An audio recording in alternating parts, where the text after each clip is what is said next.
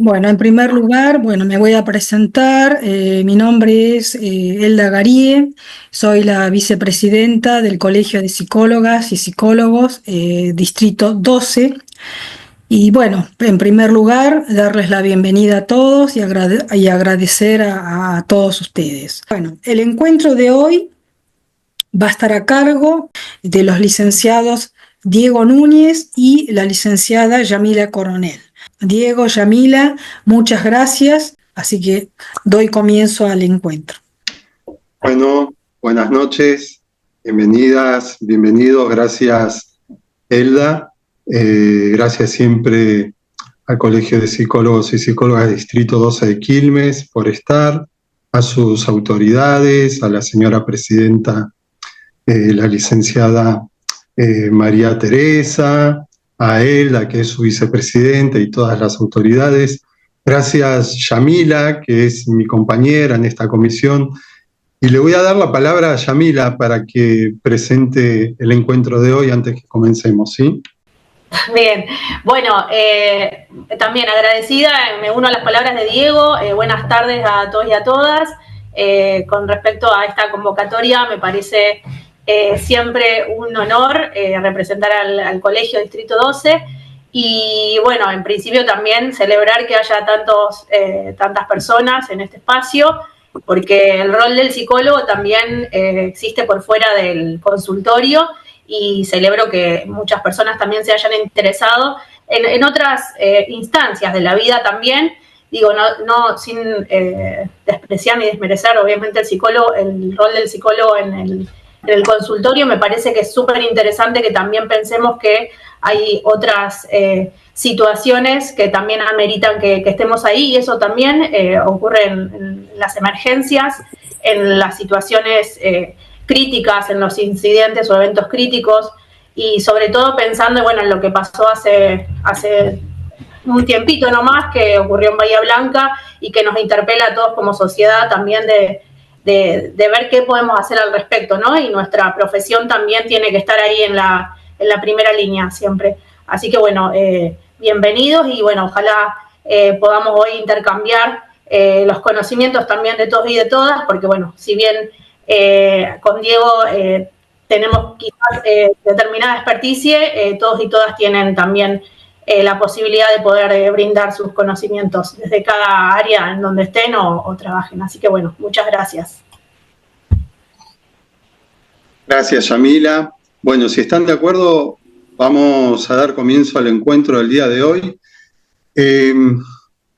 Vamos a ir muy a lo específico, ¿sí? Porque es un tema, la verdad, muy vasto, extenso dentro de lo que es la psicología de la emergencia, pero la idea que tenemos con Yamila es ir a lo puntual, ¿sí? Y a lo que en primera instancia les puede servir como recurso, si han intervenido o deben intervenir junto a algún tipo de víctima dentro de la clasificación de los diferentes tipos de víctimas en estas situaciones, como en este caso la acontecida en Bahía Blanca, que fue la que nos motivó a generar este encuentro. Les comento que estuve 10 días aproximadamente trabajando en la zona cero, en el lugar.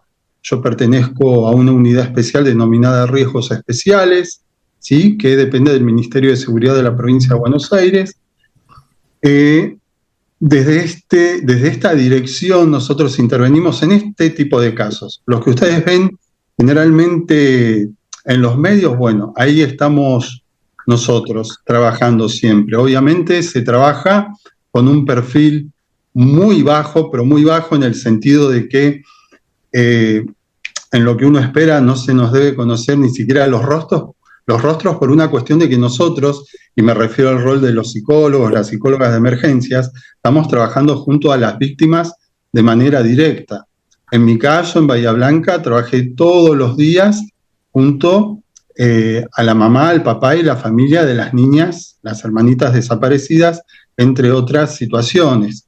Anteriormente estuve trabajando de la misma manera en el caso Kim, ¿sí? De la niña de La Plata, y volví el día viernes de la localidad de Bolívar, también trabajando en este hecho que salió en los medios nacionales, que aconteció en Bolívar. Bueno, Esas son las situaciones donde trabajamos los psicólogos y las psicólogas de emergencia, en la zona cero, ¿sí? La psicología de la emergencia tiene esta característica, trabajar en la zona cero, en el lugar de los hechos, en el mismo lugar donde uno percibe todos los tipos de sonidos, las situaciones, incluso hasta los diferentes tipos de olores que tienen las diferentes emergencias, los diferentes tipos de emergencias. Hecha esta aclaración, sobre todo para tener en cuenta cuál es el contexto de emergencia, el contexto humano, ¿sí? Dentro de lo que es la psicología de la emergencia, con el permiso de ustedes voy a compartir en lo que va a ser mi presentación, un PowerPoint donde va a estar la información más puntual en lo que es la intervención telefónica, ¿sí? Desde la psicología de la emergencia, desde, como figura en el título, desde la innovación internacional, ¿sí? Lo vamos a trabajar desde las intervenciones efectivas y las recomendaciones internacionales, ¿sí? Yo en este caso, ¿sí? Me basé mucho material de España, que es el que generalmente está más actualizado, ¿sí? A nuestra realidad. No por una cuestión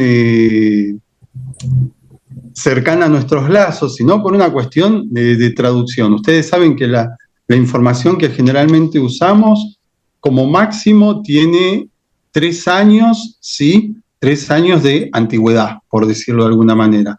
Bueno, esto es de lo más actualizado, ¿sí? Porque hay otra información que aún no ha sido traducida al español, aunque tomé tópicos, tomé cosas, ¿sí? De lo que es la escuela israelí por medio de la salutogénesis y también otras recomendaciones. Bueno, ahí pasa de pantalla, ¿se ve bien? Sí. Perfecto, quiero darme esa duda. Bien, ¿qué tenemos acá? Esto es a modo introductorio de lo que vamos a estar trabajando hoy. Acá tenemos al ser de diseño paleolítico, que somos nosotros, nosotras. ¿Qué tiene que ver esto? Y esto tiene que ver con un todo, ¿sí? Tiene que ver en la relación en que nosotros vamos a estar transitando las diferentes situaciones y por sobre todo, ¿sí? Tiene un aspecto esencial con respecto al estrés. Como somos personas de diseño aún paleolítico, o sea, más de 300.000 años tiene nuestro diseño corporal, ¿sí? Nuestro cuerpo no fue diseñado ni preparado para los niveles de estrés que estamos atravesando hoy en día. Si ustedes pueden ver en la imagen, está la evolución, ¿sí? Del ser, y a modo caricaturesco al final del mismo hay un hombre, ¿sí? Con un poco obeso, ¿sí? Con un vaso de gaseosa en la mano. Este es el denominado ser embudo, como vulgarmente se lo identifica. Es la persona excedida en muchos excesos que el medio ambiente y el medio social de hoy en día nos brinda, lo cual no solamente genera un estrés a nivel mental, como quizás generalmente lo conozcan, sino a nivel corporal. El estrés nos atraviesa corporalmente, ¿sí? Nos atraviesa integralmente. Por eso, nosotros como profesionales de la salud mental, lo primero que tenemos que tener en cuenta en nuestra formación y preparación es también darle mucha preponderancia a nuestra preparación física, porque es nuestro físico el que va a estar atravesado por altos niveles de tensión, de estrés, y es ahí donde justamente debemos prestar y poner toda nuestra atención, sumado obviamente a lo mental, justamente por eso estamos hablando de un estrés integral, para saber cómo y poder, ¿sí? Afrontar diferentes intervenciones que realicemos en situaciones como las de Bahía Blanca u otro tipo de situaciones. Cualquier situación, digamos, que amerite una intervención específica, así sea telefónica, como las que nos reúne en el encuentro del día de hoy. ¿A quién tenemos en pantalla ahora? ¿Los pueden ver? Tenemos del lado izquierdo al Ardipithecus ramidus, ¿sí?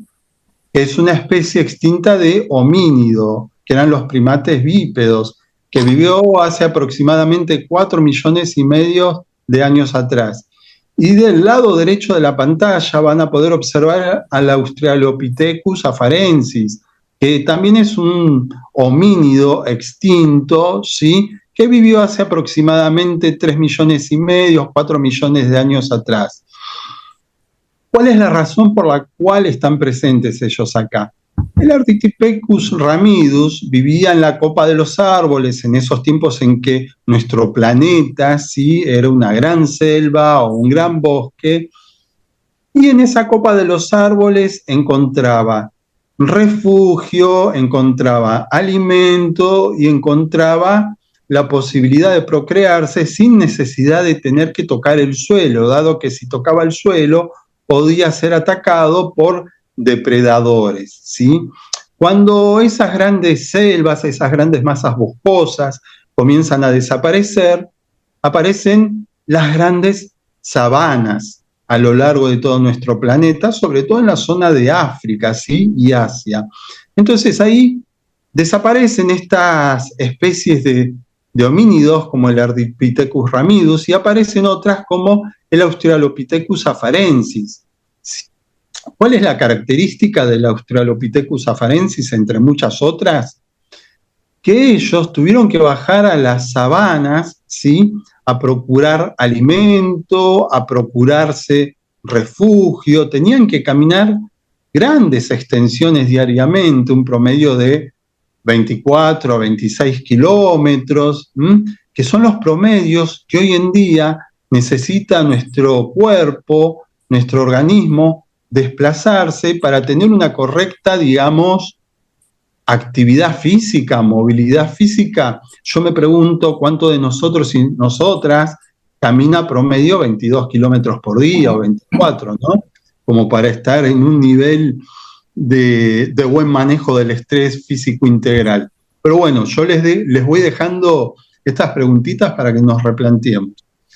La característica del Australopithecus es que al tocar suelo para buscar su alimento, su refugio y espacios para procrearse, queda expuesto a los depredadores, ¿sí?, y a otros riesgos. Entonces se dice que es en este momento de nuestra evolución donde comienzan a aparecer los grandes entornos de estrés e incluso donde comienza a atravesarnos el estrés. Esto es tomado sobre todo, ¿sí?, de la medicina evolutiva, también conocida como medicina darwiniana. Entonces, ¿qué es el estrés? Como lo pueden ver en pantalla, es la respuesta que pone en marcha el organismo frente a la situación de emergencia y no al suceso que la provoca. Es un conjunto de cambios fisiológicos que se suceden en nuestro organismo frente a cualquier amenaza y que nos permite eludir el peligro por medio de la huida. Por ejemplo, yo además de formar parte de un equipo, trabajo para, bueno, ya lo comentó él, para los países que trabajo, pero también trabajo, por ejemplo, para el gobierno de Bolivia y de Brasil. Y en Brasil, por ejemplo, formo al BOPE, ¿sí? El BOPE es ese grupo especial que ustedes pueden ver o han visto en la tele o en películas que ingresa a las favelas. Sería el similar al grupo Halcón acá, que también yo los formo a ellos en psicología de la emergencia, al igual que al equipo de riesgos especiales. Bueno, ¿por qué les nombro a ellos o los cascos azules de la ONU con quien trabajo? Justamente por una razón. Nosotros medimos el estrés, ¿sí?, los niveles del estrés que son muy elevados. Imagínense al enfrentar situaciones de crisis o de desastres, los medimos por pulsaciones. Pues mucha gente me ha preguntado durante mucho tiempo, pero ¿cómo hacen ustedes el manejo del estrés? El hecho de ustedes estar enfrentando situaciones de este tipo, y cuando digo ustedes, ya estoy incluyendo a ustedes, colegas también, al intervenir en situaciones de tensión elevadas, seguramente están afectados o afectadas por el estrés. Y en realidad la respuesta es que no. El hecho de afrontar una situación de mucha tensión no implica que seamos afectados o afectadas por el estrés o por grandes niveles de estrés. De hecho, la evidencia científica internacional lo que expresa es que un menor porcentaje de las personas que intervenimos en situaciones de riesgo somos las que podemos tener algún tipo de nivel de estrés que nos generara algún tipo de inconveniente en la vida, en el día a día, pongámoslo en estas palabras, ¿sí? Pero ahora vamos a profundizar un poco más sobre eso.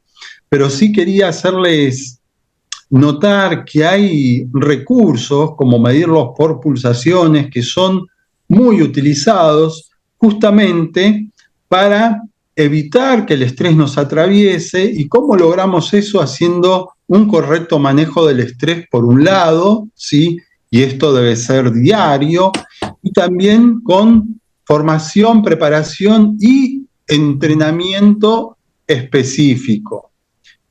Esta formación, preparación y entrenamiento específico se denomina entrenamiento o formación por hormesis, que sería por goteo de estrés.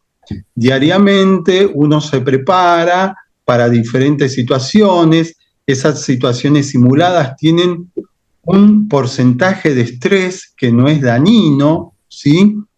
Que genera un tipo de disociación muy específica, que no genera un malestar, pero que hace que estemos preparados y preparadas para que cuando enfrentemos una situación de un alto nivel de tensión, ese nivel de tensión o de estrés no nos afecte en lo posible. Entonces, el estrés es la respuesta que pone en marcha el organismo frente a una situación de emergencia y no al suceso que la provoca. Yo siempre pongo este ejemplo. La pandemia de COVID fue la que nos ha generado estrés. La realidad es que la pandemia en sí no nos generó estrés. Lo que sí nos pudo haber generado estrés es contar o no contar con los recursos para afrontar las diferentes situaciones dentro de la pandemia.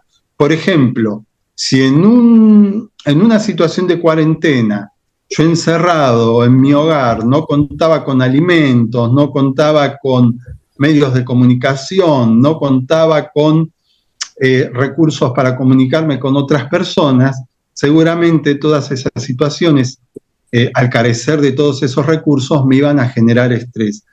Todo lo contrario, sí, contaba positivamente con todos esos recursos, los cuales de alguna manera evitaban que tuviera grandes niveles de tensión y así, de un modo, ser atravesado por el estrés. Y cuando hablamos hoy en día de estrés, hablamos de 3 tipos de estrés. El estrés homeostático, ¿sí? Que es el estrés de la estabilidad, es el que evita el cambio y mantiene la constancia del orden interno, ¿sí? Yo, para no andar muy específicamente en muchos ejemplos y otros conceptos, les vamos a dejar una bibliografía a la que ustedes van a poder acceder, ¿sí? Y también poder indagar a fondo sobre todo esto. Se los digo para que podamos focalizar hoy. El estrés alostático es el otro estrés, ¿sí? Que es el estrés del cambio en la estabilidad, que es la adaptación al cambio y establece un nuevo orden. Y el estrés pantostático, que es el ejemplo del estrés en la pandemia de COVID que les comenté recién, ¿sí? Que es sobrevivir a una agresión global que pone en riesgo nuestra vida y por ende nuestra reproducción. Trastorno de estrés postraumático, Post-Traumatic Stress Disorder. Yo acá tomo específicamente la tabla de la doctora Perren-Kingler, ¿sí? En el durante estamos en la reacción aguda del estrés. ¿Cómo sería esto? Nosotros, ¿sí? Nosotras, al intervenir en cualquier tipo de situación, siempre luego de la misma deberíamos realizar algún tipo de técnica de reorganización emocional, como es conocida, por ejemplo, el diffusing. Eso se hace siempre dentro de las 48 primeras horas, que es donde surte efecto. ¿Qué quiere decir esto? Básicamente, en los primeros 5 días vamos a tener reacciones, ¿sí? Las reacciones son naturales y esperables. ¿Cuáles pueden ser esas reacciones? Pueden ser reacciones físicas,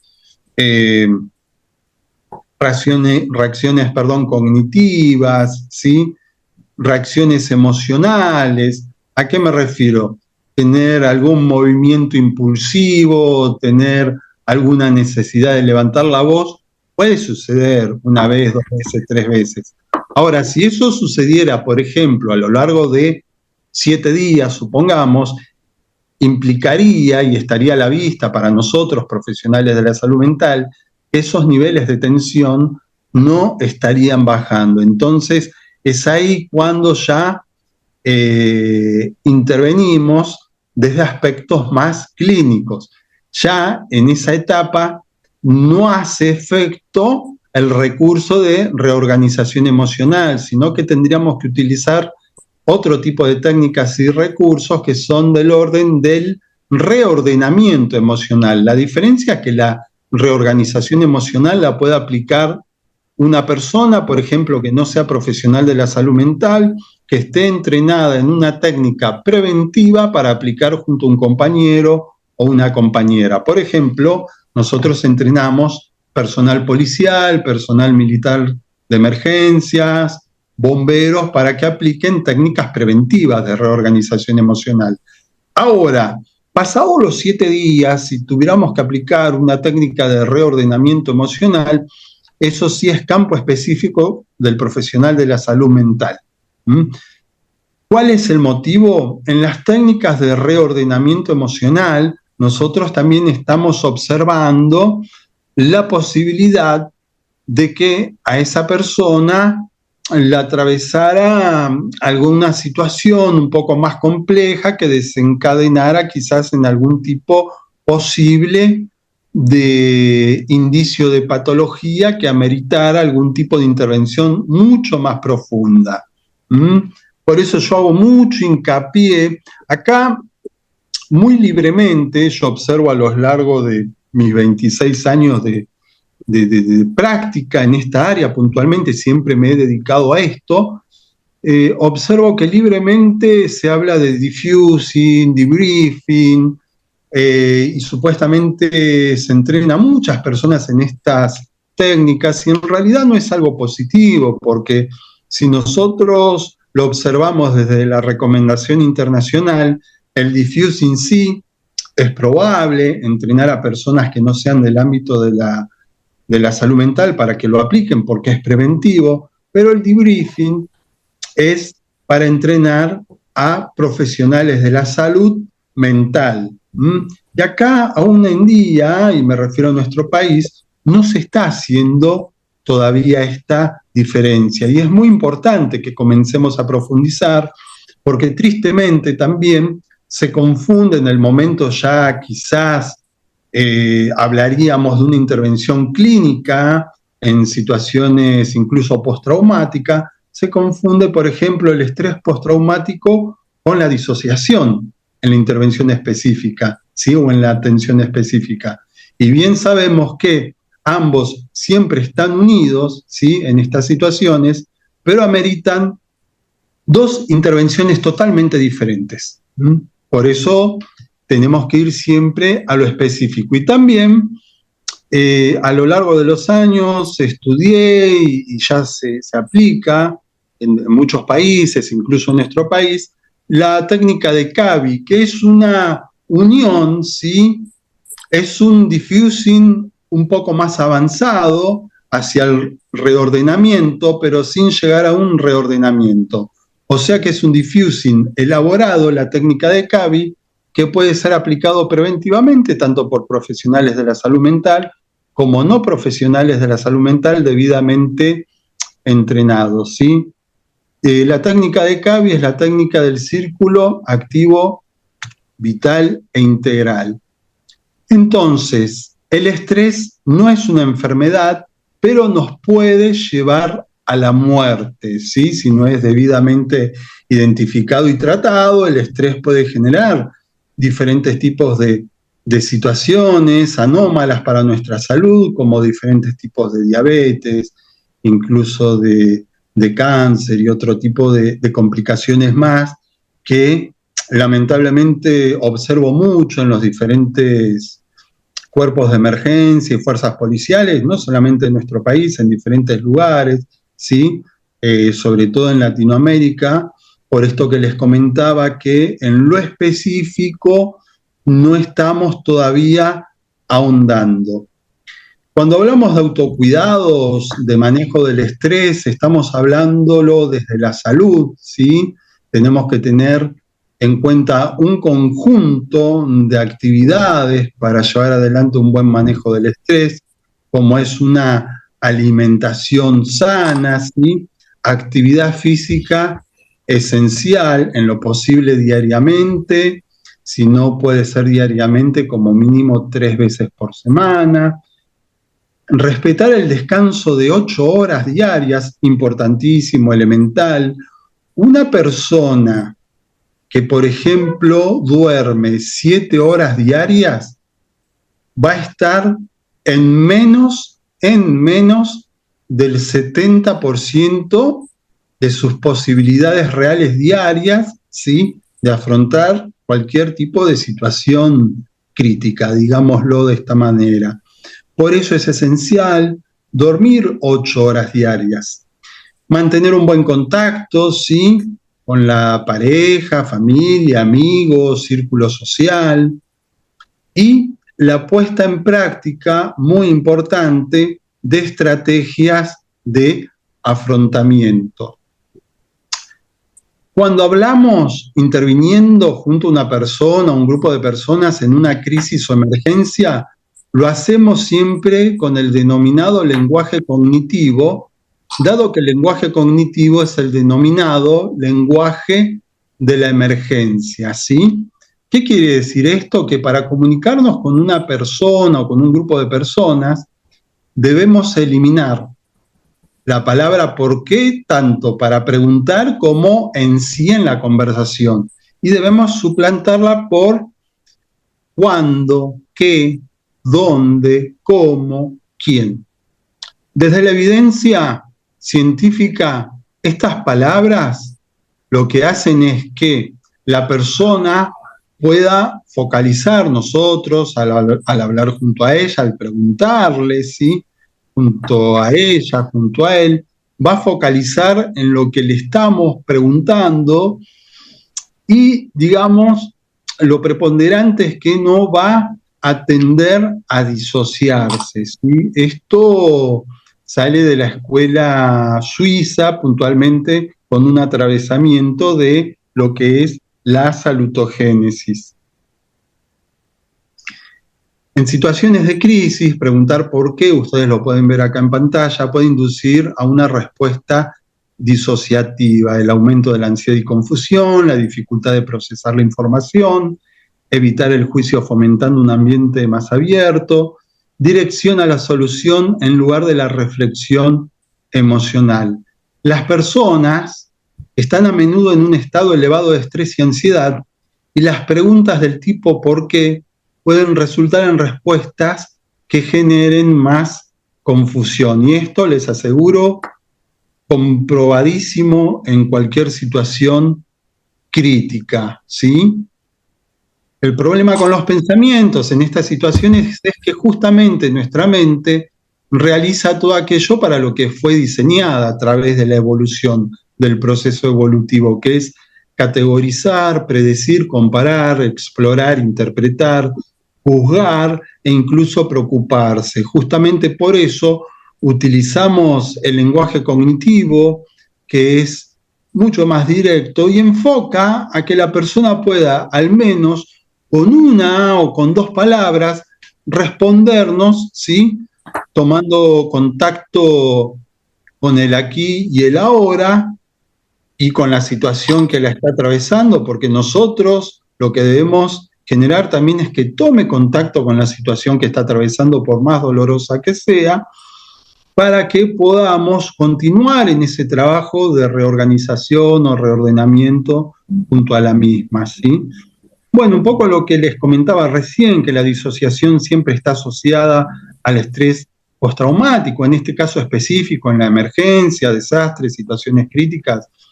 La disociación en la persona se describe como ser pasajera en el propio cuerpo y no en la conductora, así la perciben.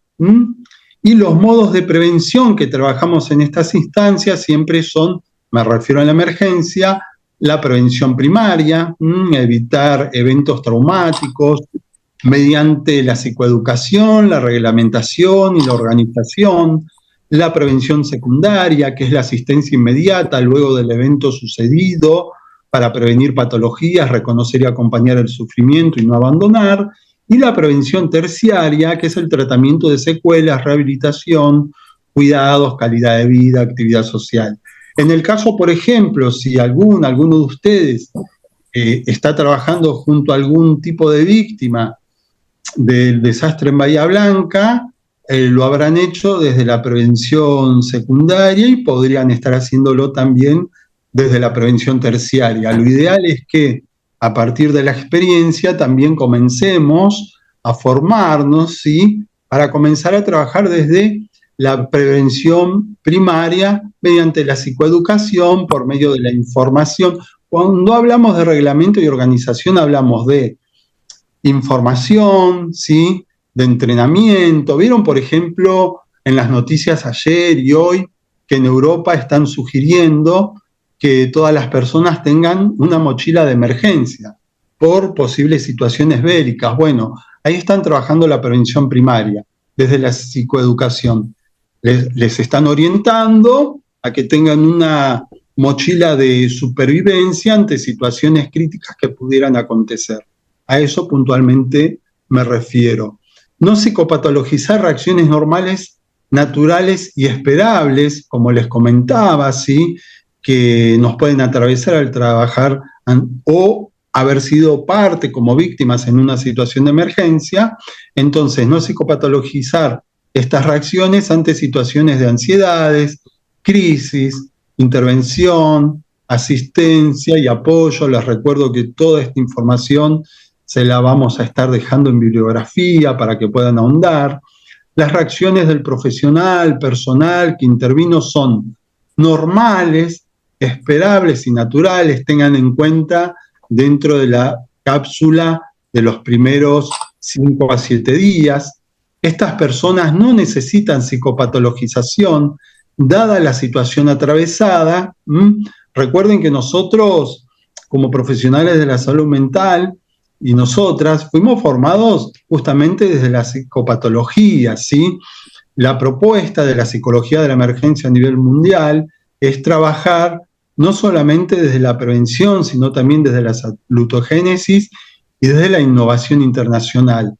Entonces, repito, estas personas, que podemos ser nosotros y nosotras, no necesitamos psicopatologización dada la situación atravesada, sino en un primer momento necesitaríamos apoyo preventivo inmediato, dadas que nuestras reacciones son esperables por el hecho vivido, ya sea como víctimas o como intervinientes. Igualmente les aclaro que como intervinientes también somos víctimas. Ahora lo vamos a ver en la clasificación de las víctimas. A ver. Están las víctimas primarias, que son las víctimas que atraviesan o atravesaron el hecho en sí. Están las víctimas secundarias, que son las familias y personas allegadas a las víctimas. Están las víctimas terciarias. Ahí estamos nosotros, siempre, de manera directa o indirecta, ¿sí? Siempre somos víctimas del tercer nivel, dado que de manera directa o indirecta estamos absorbiendo los diferentes niveles de tensión que hay en el lugar por la situación acontecida, más allá de todo entrenamiento y formación que tengamos. Por eso Penbreker dice que es injusto tratar una situación que se ha generado en el marco de lo social como si fuera una situación más de consultorio clínico o consultorio privado, justamente porque son situaciones muy específicas, ¿sí?, que nos van a tener como víctimas de manera directa o indirecta en el tercer nivel. ¿Y qué estoy queriendo decir con esto? Que siempre vamos a tener que estar realizando, más allá del manejo del estrés, lo que forma parte del manejo del estrés, un trabajo de reorganización emocional, ¿sí?, por medio de una técnica, de un recurso, de un ejercicio de reorganización emocional. Bien, entonces, yendo puntualmente a lo que es la intervención psicológica telefónica, ¿qué vamos a querer, qué vamos a buscar por medio de esta intervención telefónica? Brindar apoyo, soporte emocional de manera inmediata, escuchar para prevenir el agravamiento del estado emocional de esa persona y orientar, ¿sí?, mediante el autocuidado. Y acá incluso podemos aplicar algún tipo de técnicas, ¿sí?, técnicas que podamos orientar por medio del teléfono, aplicarlas junto a esa persona que nos está oyendo. Hay mucho tipo de técnicas, pero muchísimo tipo de técnicas, de las más variadas. Yo recomiendo siempre las revisionadas, si son de años atrás, las revisionadas en los últimos 4 años, y si no, ¿sí?, las que han sido observadas y aprobadas también dentro de los últimos años. El saludo, muy importante, tengamos en cuenta que el saludo es nuestra presentación ante una persona que no nos puede ver, que solamente nos oye, ¿sí?, que va a estar justamente como un libro en blanco pendiente de todo lo que podamos brindarle en ese momento. Mediante el saludo vamos a verificar la identidad de la persona. Mediante el lenguaje cognitivo, preguntar su nombre, su edad, el lugar donde está, desde qué lugar está llamando. Incluso podemos preguntarle qué estaba haciendo antes de esa situación crítica, de emergencia, de desastre, y qué hizo después o qué está haciendo ahora, como para enmarcarla en un comienzo, ¿sí?, y en un momento activo y actual de la situación. También al presentarnos debemos hacerlo brindándole nuestro nombre, nuestra profesión, y expresándole que estamos acá junto a vos para acompañarte, para lo que necesites, etcétera, etcétera. Definir la solicitud y fijar el propósito. ¿Qué implica esto? Recoger el motivo de la llamada. ¿Cuál es el motivo por el cual esa persona nos contacta o ha solicitado que la contactemos? Esto fue muy importante, y Elda lo comentó al comienzo. Les cuento algo, el 6 de octubre del año 2023, yo estaba dando una clase online junto a la referente del Estado de Israel, ¿sí?, en ese momento directora de víctimas del terrorismo de Israel, sobre un seminario que denominamos el buen trato al trauma. Al otro día, al despertarnos, día 7 de octubre del 2023, yo al amanecer, lo primero que hago es mirar mi celular, y tenía una cantidad infinita de mensajes desde Israel y otros países comentándome lo que había sucedido. Tenemos 5 horas de diferencia, por lo tanto ya había sucedido. O sea, un día antes de la gran tragedia, nosotros estábamos hablando sobre el buen trato al trauma, con la doctora, junto a la doctora Nira Kaplansky, ¿sí? A partir de ese momento se activó desde nuestro país, fue la repatriación de casi 1.500 personas argentinas e israelíes, ¿sí? Donde coordiné desde Cancillería y desde el Ministerio de Seguridad de Nación todo lo que estuvo relacionado al soporte en salud mental. ¿Y a qué voy con esto? Recoger los datos, recoger el motivo de la llamada, fue también otro gran trabajo, porque lo tuvimos que hacer en 3 idiomas, en español, en inglés y en hebreo, ¿sí? No solamente en Argentina, porque muchas personas tenían familias en diferentes lugares del planeta, en diferentes continentes, e incluso obviamente en Israel mismo. Entonces tuvimos que articular todo eso en el menor tiempo posible, haciendo puente continuamente con Israel para traer a todas esas personas en varios vuelos específicos, especiales, que vale aclarar que nuestro país fue el único país que puso vuelos especiales, no solamente los vuelos militares para trasladar desde Tel Aviv a Roma a las personas, sino los vuelos de aerolíneas argentinas, que fueron varios para traerlas desde Roma hasta Buenos Aires, incluso conteniéndolas varios días en diferentes hoteles de Roma, Italia. Toda esa tarea la hicimos recogiendo no solamente el motivo de la llamada, sino todos los datos posibles de cada persona y de la familia o persona llegada de cada persona. Estamos hablando casi de 1.500 personas, que lo pueden multiplicar por 4, básicamente. Entonces, la importancia, ¿sí?, del motivo de la llamada. La escucha debe ser siempre activa, incluso, como remarco, respetando los silencios de la persona, y podemos explorar otras áreas, siempre con lenguaje cognitivo, preguntándoles dónde, cómo, quién, cuándo, qué, etcétera, como figuraba en unas imágenes atrás.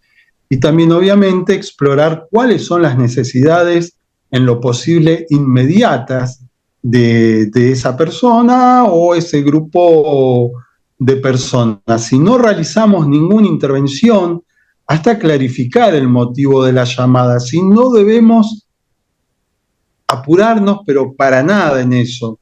Discúlpenme, yo trato de utilizar un vocablo llano. Cualquier cosa, ustedes, por favor, les pido me corrijan, ¿sí? No debemos tomar la iniciativa, ¿sí?, de intervenir hasta no tener en claro cuál es el motivo de la llamada, porque muchas veces hay un motivo aparente que termina no siendo el motivo en sí de la llamada. Esto suele suceder mucho. Motivo de la llamada requiere de atención inmediata, por ejemplo, las crisis suicidas o la atención sanitaria. Les vamos a dar prioridad a ese tipo de llamadas, derivando incluso las llamadas, ¿sí?, a los diferentes teléfonos del Estado a nivel Estado municipal, Estado provincial o Estado nacional, ¿sí?, que asistan a este tipo de situaciones. Y acá también podemos incluir algunas ONGs que tienen sus líneas rotativas las 24 horas, o sea, ¿a qué voy con esto? A que tienen que contar con esta información, ¿sí? Obviamente aplica también en nuestro caso llamar al 911, dado que la línea 911 de los Ministerios de Seguridad despachan las llamadas, ¿sí?, al área específica, e incluso pueden enviar móviles policiales de asistencia. No requieren atención inmediata. Esto es como hacer un triage psicológico, ¿sí? No requieren atención inmediata aquellas llamadas, ¿sí?, que requieren de primeros auxilios psicológicos. A mí me gusta agregarle también emocionales, u orientación a un recurso específico, o aquellas para brindar pautas o información de otros recursos, como por ejemplo, usted puede dirigirse a tal área social, usted puede dirigirse a tal área de la salud, etcétera, etcétera. ¿Son importantes? Por supuesto que son muy importantes, pero les vamos a dar siempre prioridad a las llamadas que impliquen alguna situación de crisis suicida o atención sanitaria urgente, ¿sí? Y debemos ofrecer únicamente información fiable, o sea, información registrada. No nos aventuremos a compartir alguna información que no estuviera registrada. Por ejemplo, yo sé que si usted llama a este número, la pueden atender, pero no tenemos la seguridad. Entonces, no le vamos a brindar un número o un dato sobre una posibilidad que no tenemos registrada, ¿sí? Por eso es importante contar con toda esta información. Uso del lenguaje. Vamos a enfatizar siempre la cortesía y educación en el lenguaje.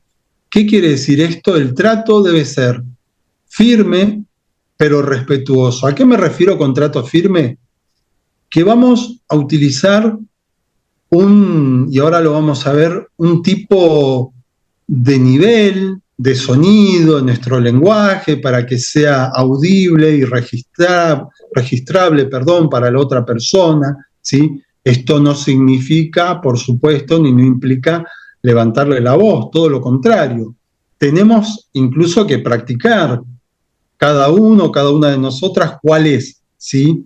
Ese tipo de tono de voz propio para utilizar en este tipo de situación. Y el trato respetuoso, ¿sí? O educación en el lenguaje, me refiero a que muchas veces tenemos que modular lo que vamos diciendo. E incluso hay información o cosas que la debemos decir por goteo, no todo junto, para que sea comprensible por la persona. Recordemos que esa persona podría estar disociada.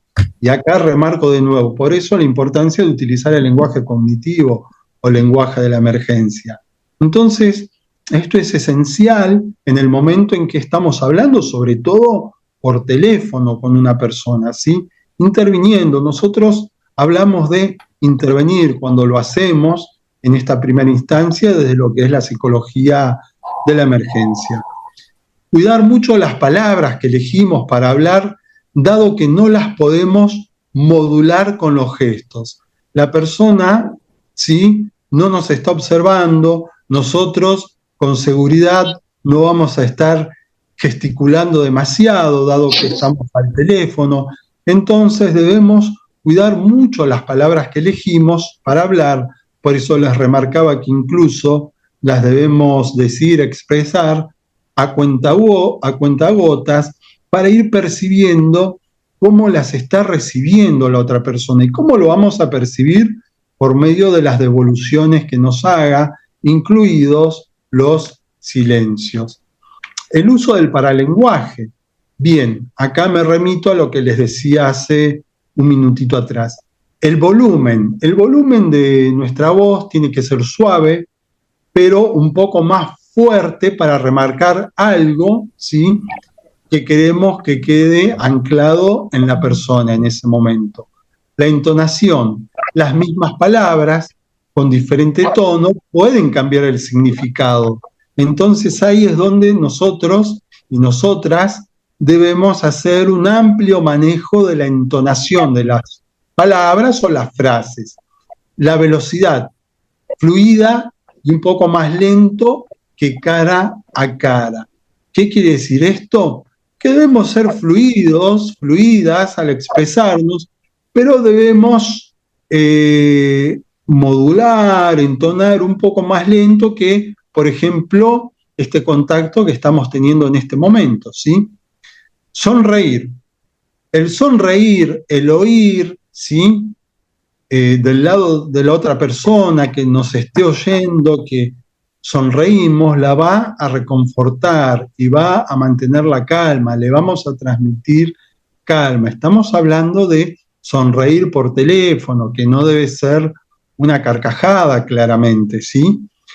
La claridad, para que haya claridad en lo que le estamos expresando, tiene que haber como mínimo una distancia de 3 centímetros al micrófono del teléfono. ¿Qué quiere decir esto? Tenemos que mantener una distancia como mínimo de 3 centímetros con el micrófono del teléfono, ¿sí? El tiempo de habla tiene que ser mínimo, muy específico y focalizado. No debemos permitir el divague de la persona, ¿sí? Si sucediera eso, lo que hacemos es cortar con el divague por medio de una pregunta específica, porque recordemos, la persona puede estar disociada o puede estar camino a. Entonces es muy importante nuestra intervención desde el habla, ¿sí? Básicamente, muchas veces podemos llegar a dirigir un poco la conversación para lograr el objetivo de la misma, ¿sí? Recordemos que es una intervención y no una asistencia clínica, por eso tiene que ser algo muy específico el modo en el cual vamos a intervenir. Y bueno, para ir terminando de mi parte, recomendaciones para la intervención telefónica. Escucha activa, no interrumpir, cuidar el intercambio de turno de palabra, tenemos que ser muy cuidadosas en eso, verificar periódicamente que hemos entendido. Por ejemplo, le podemos decir, si te he entendido bien, bla, bla, bla, bla, bla, ¿sí? O lo que querés decirme es, bla, bla, bla, bla, bla. Entonces, con eso estamos verificando lo que nos ha dicho y si es eso lo que nos ha querido decir. Y además, el beneficio es que la otra persona oye, registra que la estamos obviamente oyendo, escuchando. Validar emociones y sentimientos, esencial. No justificarse ante las críticas. No emitir juicios de valor. No tomar parte en los conflictos, no mostrarse falsamente optimista, no dar consejos y no alimentar delirios o alucinaciones. Desde los primeros auxilios psicológicos, en una primera fase, lo que vamos a estar haciendo es brindar soporte a la persona para que en lo inmediato afronte la crisis, pudiendo restablecer el control sobre sus sentimientos para enfrentar la realidad y que establezca un contacto con la situación, y esto lo vamos a hacer mediante la protección, el contacto, vamos a aceptar sin juzgar los sentimientos, aceptar nuestras limitaciones y la imposibilidad de resolver todo en el momento. Yo intervine en el año 2015 y a posteriori en los terremotos de Ecuador, ¿sí? Donde actuamos prioritariamente desde la fase 1 de los primeros auxilios psicológicos, y esto también lo apliqué hace unos años atrás. ¿Recuerdan los deslizamientos de lodo en la ciudad de La Paz, en Bolivia, donde muchas casas fueron arrasadas por el lodo de los montes, de las montañas, luego de las tormentas en el Alto de La Paz? Bueno, ahí aplicamos puntualmente lo que es la primera fase y la segunda fase también de los primeros auxilios psicológicos como medida preventiva. Y bueno, después aceptar nuestras limitaciones, obviamente, por eso trabajamos en equipo y la imposibilidad de resolver todo en el momento, evaluar capacidades de la persona o grupo. Si yo no puedo, seguramente alguna compañera o algún compañero en mi lugar podría, por eso es importante aceptar nuestras limitaciones y el trabajo en equipo, brindar opciones, acciones concretas y estimulantes, ofrecer información, y desde la fase 2, puntualmente en lo que es la intervención por medio del llamado telefónico, escuchar, facilitar la expresión verbal, o sea, el relato, facilitar la expresión de emociones, la ventilación y normalizar las reacciones. Así le damos paso a Yamila. Bueno, les agradezco mucho su atención. Bueno, gracias, Diego. Siempre es un placer escuchar a Diego, es un referente en la psicología de la emergencia a nivel nacional, así que aprovechemos siempre toda la teoría que él nos trae y la práctica también. Así que bueno, agradecida también de ser parte de esta formación, de esta capacitación y de este intercambio. Bueno, voy a tratar de poder complementar un poco lo que ya dijo Diego, porque en principio lo que vamos a pensar es, bueno, una actuación básica también en lo que es la intervención telefónica, / videollamada también, pero bueno, eso depende del lugar donde estemos obviamente comunicándonos y las posibilidades de ese espacio. Partimos la base de acá de que todos somos personal de la salud mental, es decir, psicólogos, psicólogas, todos sabemos que es una crisis, no está de más volver nuevamente a nombrarlo, ¿sí? Esto que podemos pensar como una crisis, algo que irrumpe, para mí es algo que genera un desequilibrio en un estado presente de una persona, ¿sí? Entonces, la idea quizás o el objetivo principal de esta intervención que vamos a realizar es poder recobrar ese estado anterior a esa crisis, ¿no? Eso que irrumpió en ese momento. Obviamente nunca va a ser de la misma manera, ya lo sabemos, pero sí poder generar en la persona nuevamente un estado de equilibrio para que pueda justamente tomar decisiones, para que pueda poder vincularse nuevamente con sus personas cercanas, con su vida anterior a esta situación que irrumpió, a este evento crítico, a este incidente, ¿no? Crítico que obviamente no tiene que ver con algo que haya elegido, sino que es algo que sucedió, ¿no? Por lo tanto, pensemos, ¿no? A partir de lo que también comentó Diego, que algunas de las reacciones frente a esa crisis, ¿sí? Es solo para que lo puedan visualizar. Seguramente todos y todas conocen estas reacciones, ¿sí? Pero pensemos que verlas ahí gráficamente nos va a dar una idea de que esa persona puede estar pasando por distintas situaciones, ¿no? Distintas reacciones frente a esa crisis, ¿sí? Podemos ahí pensar estas reacciones emocionales, por ejemplo, ¿no? Ahí tienen varias, pueden leerlas. A ver, vamos a nombrar algunas, ¿no? El estado de shock, irritabilidad, dolor, tristeza, sentimiento de culpa, dificultad para sentir alegría. Bueno, tenemos varias. Reacciones físicas también, fatiga, cansancio, insomnio, exaltación, incremento de dolores físicos. ¿Ven? Todas las reacciones que podemos tener ante una situación, en este caso de emergencia, de crisis, como quieramos, digo, como la llamamos comúnmente, ¿no? Entre comillas. Dolores de cabeza, bueno, vulnerabilidad, empeoramiento de condiciones crónicas, tenemos reacciones cognitivas también, ¿sí? Si voy muy rápido me dicen, que también, digo, son cuestiones que se enlazan con lo que decía Diego, ¿no? Esto de estar disociado muchas veces, ¿no? De no poder quizás tomar decisiones, pensar de forma reflexiva, ¿sí? Pero no es algo que a la persona antes le pasaba quizás por ahí en un estado de equilibrio. La persona podía hacerlo de manera sencilla y a partir de ese suceso quizás no lo está haciendo, ¿no? Problemas de concentración, de memoria, confusión y desorientación. Bueno, un poco para que puedan mirar, ¿no? ¿Qué es lo que nos pasa a todas las personas? ¿Sí? O sea, no estamos exentos. Podemos pensar esto también, desconfianza, sensación de abandono o rechazo. Bueno, tenemos un montón. Ven que, o sea, para que ustedes se fijen específicamente qué es lo que nos pasa, ¿no? Y son solo algunas, no estoy diciendo que son todas, ¿sí? Bueno, retraimiento social, dificultad en el desempeño laboral o escolar, etcétera. Bueno, ¿para qué traemos esto? ¿No? Para que podamos visualizar, ¿no? Cuántas situaciones podemos estar viviendo, ¿no?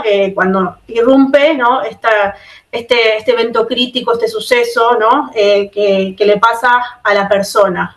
Entonces, por ahí lo que nos ayuda a entender un poquito más de qué manera vamos a actuar es poder pensar cuál va a ser nuestra intervención, ¿sí? Y en este caso me voy a centrar en esto que es comprender la situación, ¿sí? Lo importante de nuestra intervención, y algo que por ahí me ayuda mucho a mí también a pensarlo, es tener mucha paciencia, ¿no? En este sentido, porque en el afán de querer ayudar a la persona, muchas veces perdemos ese objetivo, ¿no? ¿Qué es lo que queremos, para qué queremos intervenir, ¿no? Entonces, comprender la situación que está viviendo, ¿sí? El interés que tenemos por esa situación, entender esa situación que está viviendo y la empatía son tres grandes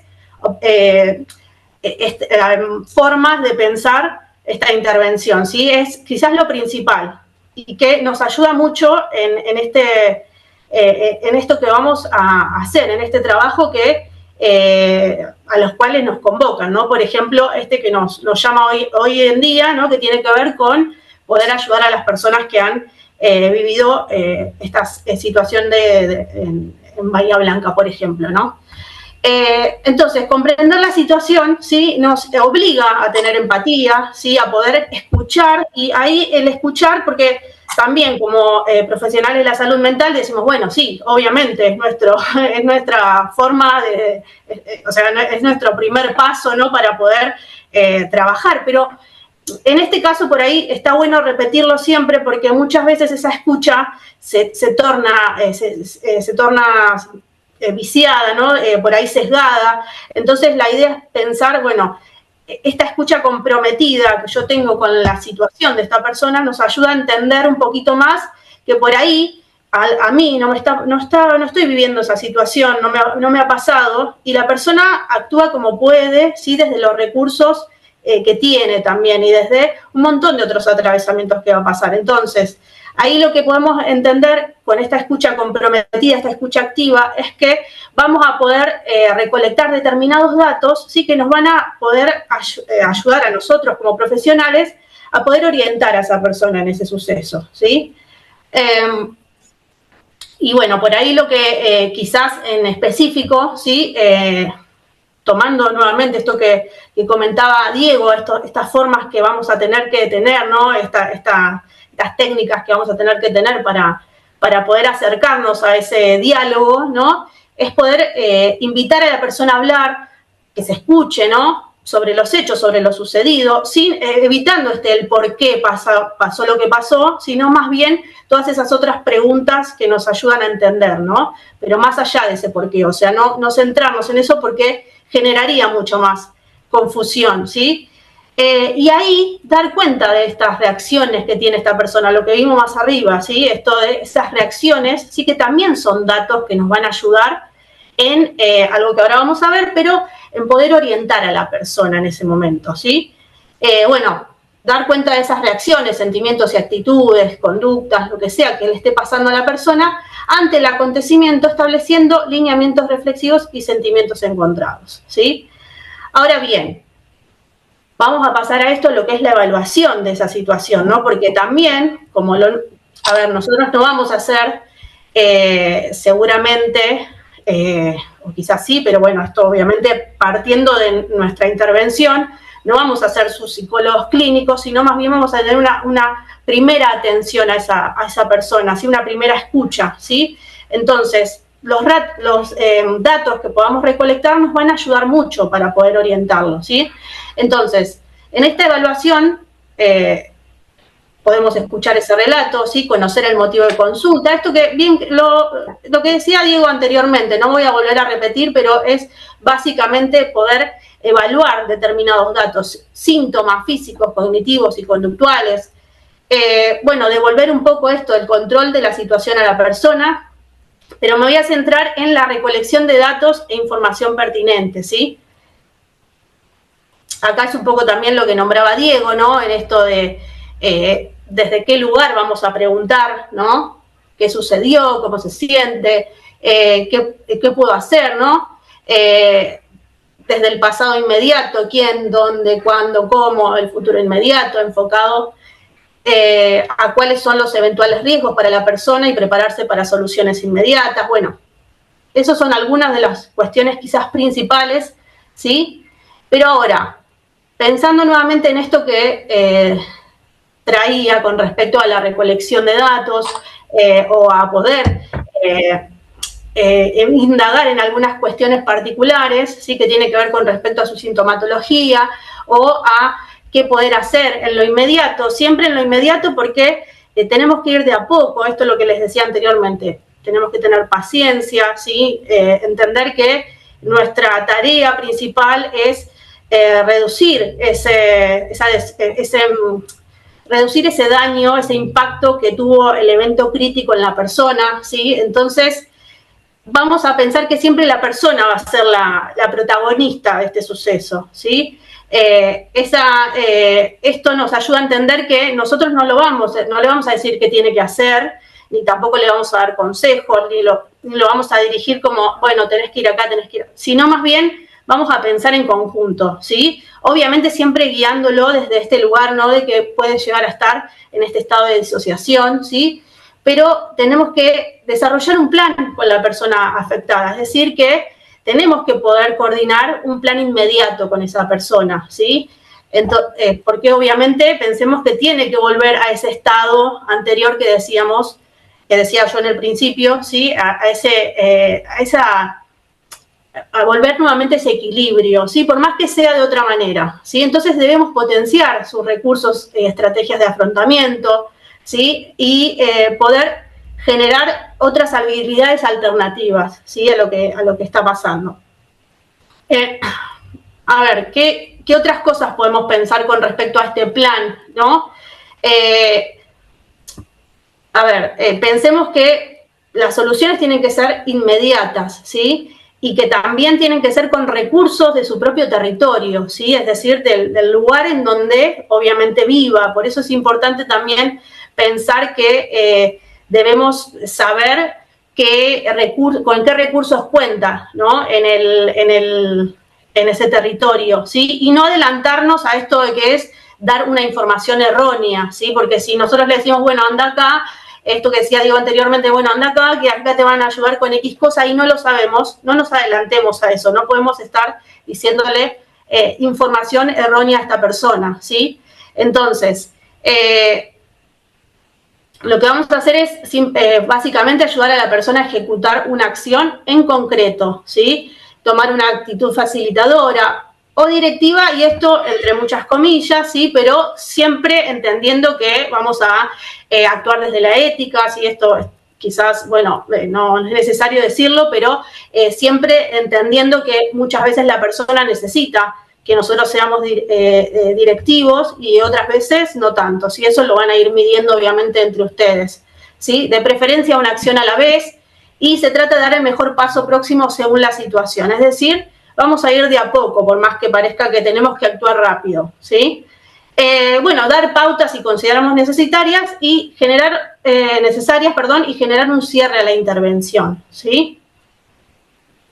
Luego de todo esto que es una guía, ¿sí? Nosotros nos basamos siempre en lineamientos, como decía Diego, de manera internacional, es decir, que estos lineamientos son universales, digamos, están plasmados para que todas las personas lo podamos tener en cuenta, pero en este caso es una que elegimos ahí con Diego para que pueda ser bien cortito y específico, que tiene que ver con la ayuda telefónica, ¿sí?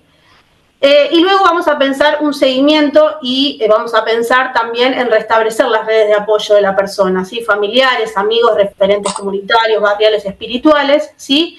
Y esta información que yo le decía al inicio, ¿sí? Nos va a permitir un seguimiento, ¿sí? Y ahora me voy a esta cuestión de por qué es importante recolectar esta información, ¿sí? Porque va a haber algunos conceptos importantes que, por lo menos para mí, desde mi experiencia, me han servido, ¿sí? Para poder entender un poquito más la situación y saber qué hacer ante situaciones de emergencia, ¿sí? Y es, por ejemplo, una evaluación de riesgo o evaluación del riesgo, ¿sí? Y yo me baso quizás en la evaluación de riesgo, ¿sí? Como el conjunto de acciones y procedimientos que se realizan in situ a fin de levantar la información sobre la identificación de los peligros, el análisis de las condiciones de vulnerabilidad y el cálculo del riesgo con la finalidad de recomendar las medidas de prevención, ¿sí? Ahí tenemos la fuente, ¿sí? A ver, ¿qué pasa con esto que yo digo evaluación de riesgo y el por qué? Porque nos va a permitir también generar una articulación o una derivación ante una situación de emergencia o urgencia, y ahí vamos a ver la diferencia también, porque si esa persona necesita ayuda inmediata, ¿sí? Necesitamos derivarla y necesitamos que pueda estar en el lugar adecuado, ¿sí? Porque si, por ejemplo, está con una situación de riesgo suicida, ¿sí? O una crisis psicótica, pero, a ver, ¿qué les traigo acá con respecto a la evaluación del riesgo clínico? Es decir, Esto se usa, es un protocolo, ¿sí?, que se utiliza en otros países, ¿sí?, para entender el riesgo clínico, ¿sí? Pero acá lo que yo quiero que vean es que hay niveles de riesgo, ¿sí?, para que simplemente tengamos en cuenta, y ahora vamos a ver los que son importantes para nosotros que somos profesionales de la salud mental. Hay un nivel 1 que tiene que tener prioridad absoluta con atención inmediata y sin demora, ¿sí? Hay un nivel 2, que son situaciones muy urgentes de riesgo vital, inestabilidad o dolor muy intenso, y hay un nivel 3 que es urgente, pero estable hemodinámicamente, con potencial riesgo vital, que probablemente exige pruebas diagnósticas, terapéuticas, bla. Los otros 2 niveles los vamos a dejar, ¿sí? No los voy a traer, pero sí, miren los tres primeros niveles, ¿sí? Ahora bien, hay una diferencia entre lo que es una emergencia, ¿sí?, y lo que es una urgencia, ¿sí? Ahora bien, la emergencia, así simple y llanamente, es cuando hay un riesgo inminente en la vida de la persona, ¿sí? Ahí lo que dice es personas con alteración súbita y crítica del estado de salud en riesgo inminente de muerte y que requiere atención inmediata. Entonces, ¿qué tenemos ahí? Algunas de las posibilidades que podemos tener frente a nosotros como profesionales de la salud mental, ¿sí? Por ejemplo, intención suicida, ¿sí?, un suicidio frustrado que no se ha realizado, intento suicida, crisis de agitación psicomotriz con conducta heteroagresiva. Bueno, hay varios, ¿sí? Ahí los pueden leer tranquilamente, le pueden hacer captura de pantalla. A ver, son situaciones que en su mayoría aparecen, ¿sí?, como emergencias en salud mental, ¿sí? Es decir, estas situaciones tenemos que derivarlas inmediatamente, seguramente. Entonces, es importante que ustedes sepan diferenciar, ¿sí?, a partir de estas este relato que vamos a ir teniendo con la persona, ¿sí? O sobre todo si nos llegan justamente estas situaciones y entendemos que no vamos a poder generar ese diálogo porque la persona necesita otro tipo de atención, ¿sí? Este era el nivel 1 y nivel 2. Recuerden en la filmina anterior, el nivel 1 y 2, ¿sí?, que son las emergencias.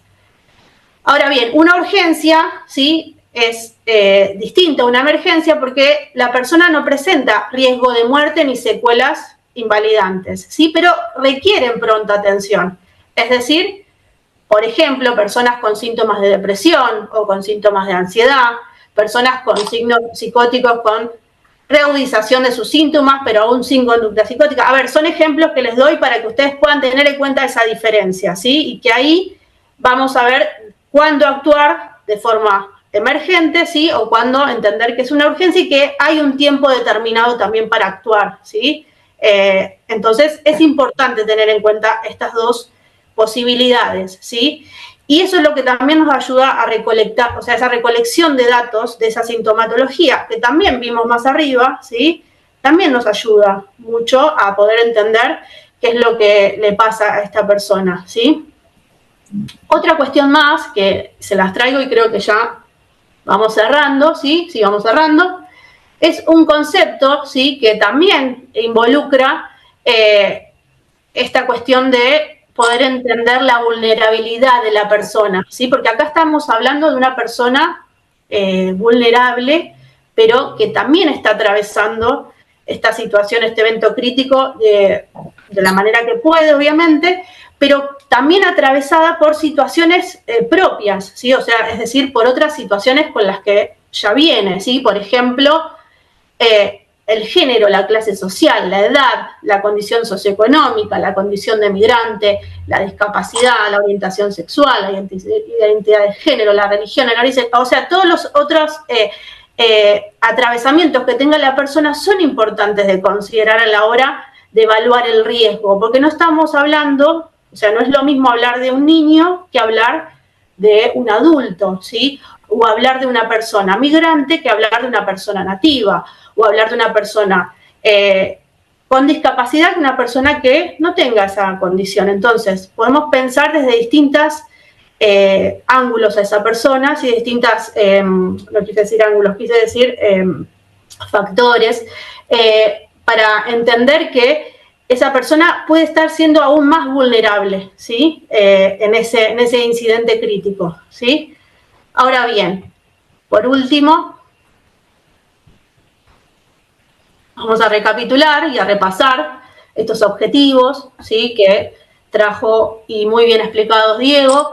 Es apoyar, escuchar, orientar, ¿sí? ¿Cómo? Evaluando la situación, facilitando la integración, la ventilación emocional, devolver el control a la persona, orientarla en la acción y promocionar la autonomía, ¿sí? Es decir, estos planes de futuro inmediato, es decir, que la persona tiene que volver a ser una persona autónoma, ¿sí? Algunos de estas competencias que necesitamos, ¿sí?, es la capacidad de escucha, la paciencia, ser digno de confianza, ser accesible, no juzgar, la amabilidad, el compromiso, la empatía, el respeto y la tolerancia. Yo siempre resalto la paciencia, por más que sea una persona muy acelerada y absolutamente ansiosa. Si algo me caracteriza en las intervenciones es la paciencia, porque entiendo que esa persona necesita a un acompañante, alguien al lado que pueda acompañarlos desde ese lugar, ¿sí? Porque si queremos hacer todo rápido, todo ya, es muy difícil para la persona. Entonces, entender que vamos a reducir su nivel de estrés, vamos a reducir el daño, el impacto que generó esa situación, ¿sí? Así que, si no me queda nada más, último, y esto quizás son, no sé si lo había mostrado, pero son, bueno, en su mayoría las situaciones que más se atienden en contexto de emergencia, ¿sí? Y ahí agregamos estas otras cuestiones sociales también, ¿sí?, que involucran las violencias, ¿sí?, los consumos. Entonces, pensemos que podemos actuar desde distintos lugares. Así que, bueno, esa me ha sido mi pequeño aporte. Agradezco mucho su atención, espero haber sido clara y no tan acelerada, y bueno, pasamos, si quieren, a lo que son las preguntas, ¿les parece? ¿Te escuchó? Si hay alguna pregunta que quieran realizarnos, a Yamil, a mí, con gusto las vamos a responder. Había algunas en el chat mientras se van animando a consultar. Yo te voy a leer, Diego, creo que una era directo a lo que vos estabas comentando. Pregunta Jorge, ¿es lo mismo reorganización emocional que reordenamiento emocional? No, son dos instancias diferentes. La reorganización emocional es, como les explicaba, lo hacemos de modo preventivo y la puede realizar, por ejemplo, un bombero o una chica policía entrenados específicamente en aplicar una técnica, como podría ser la técnica de CAVI, ¿sí?, o el diffusing, para que ayude, a reorganizar las emociones propias, podría ser también, o de un compañero o una compañera. Se aplica junto al equipo, ¿sí? Es reconocer nuestras emociones luego de la tarea realizada.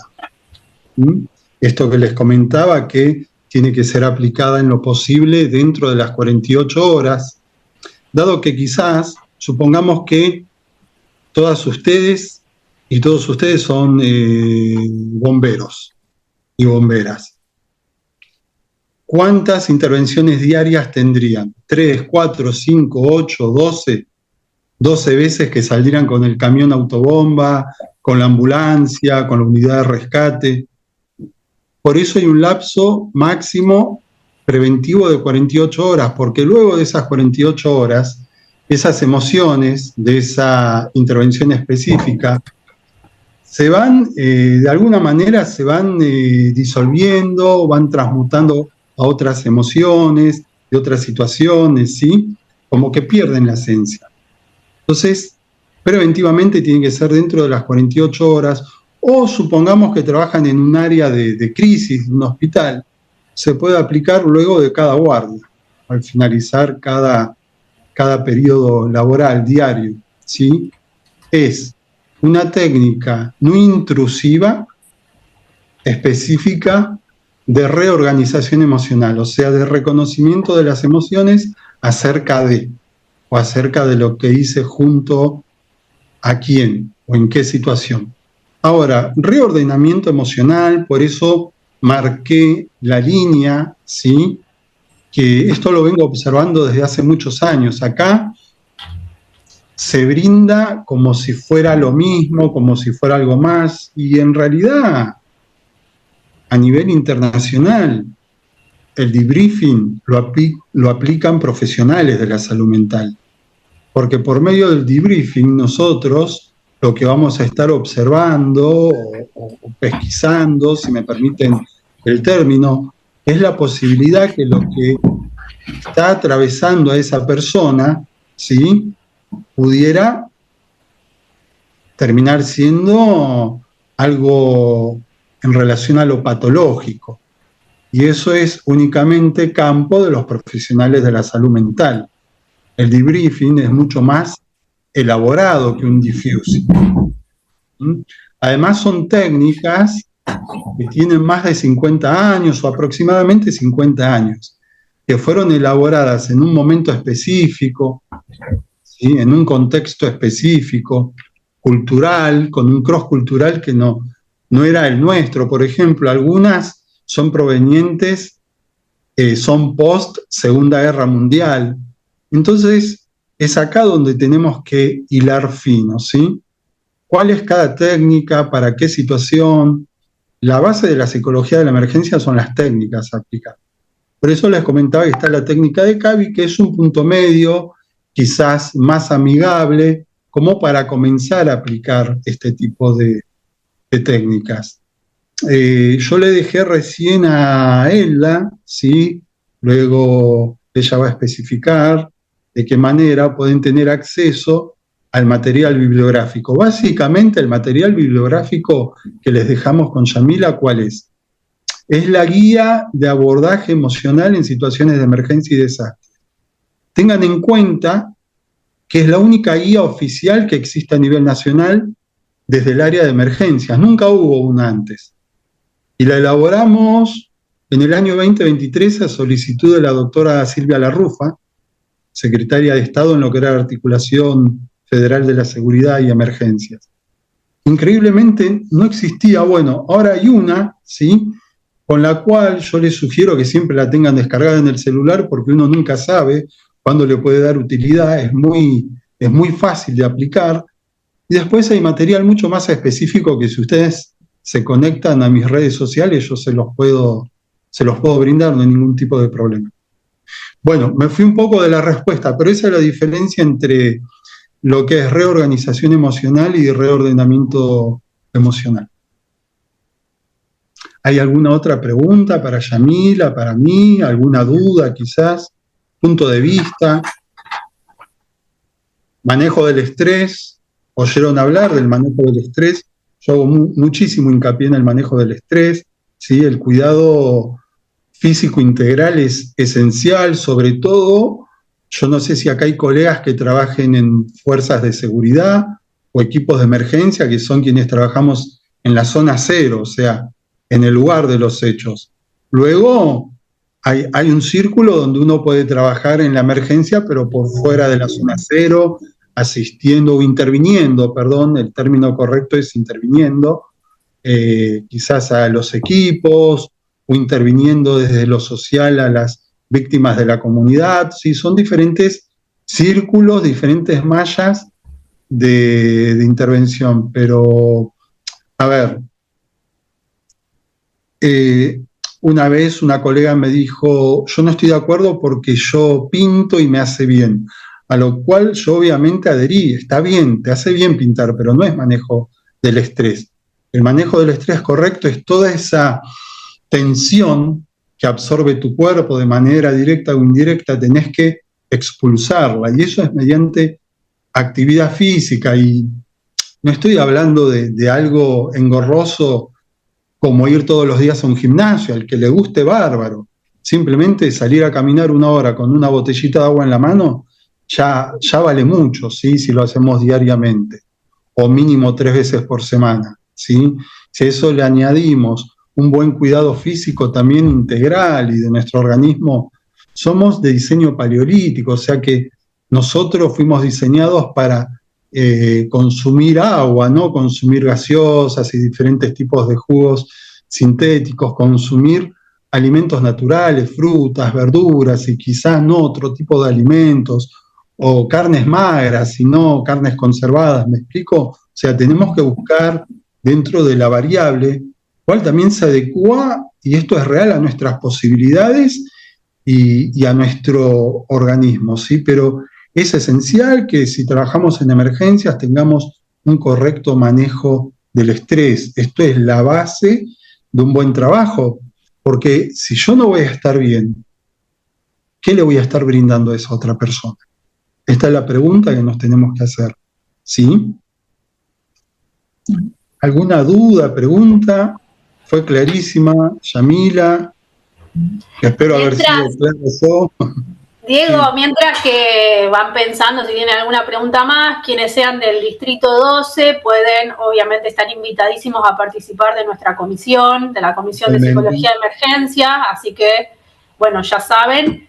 En otro caso, en otros distritos, si hay personas de otros distritos, consulten en su colegio si hay esa comisión, y si no, también pueden crearla o, bueno, sugerirla, pero bueno, en nuestro distrito sí estamos con Diego, así que, bueno, invitadísimos, Distrito 12, quienes se quieran sumar. Desde ya, yo hace muchos años atrás también coordiné en el superior la comisión, ¿sí?